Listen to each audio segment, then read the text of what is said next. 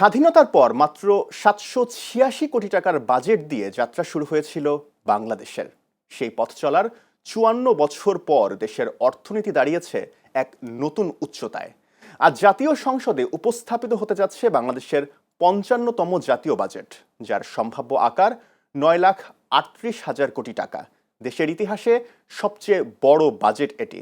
১৯৭২ সালের ৩০ জুন যুদ্ধ বিধ্বস্ত বাংলাদেশকে পুনর্গঠনের লক্ষ্য নিয়ে প্রথম জাতীয় বাজেট ঘোষণা করেছিলেন তৎকালীন অর্থমন্ত্রী তাজউদ্দিন আহমদ।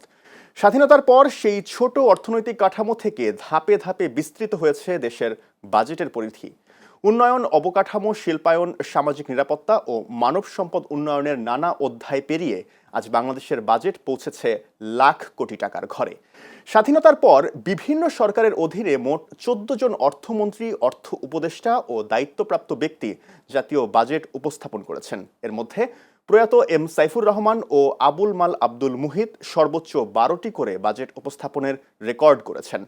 অর্থনীতির ক্রমবর্ধমান বিস্তার, মাথাপিছু আয় বৃদ্ধি এবং $৫০০ বিলিয়ন অর্থনীতির পথে এগিয়ে যাওয়া বাংলাদেশের জন্য এবারের বাজেট তাই শুধু আয় ব্যয়ের হিসাব নয়, বরং আগামী দিনের অর্থনৈতিক অগ্রযাত্রা, কর্মসংস্থান, বিনিয়োগ ও উন্নয়নের নতুন রূপরেখা হিসেবেও বিবেচিত হচ্ছে।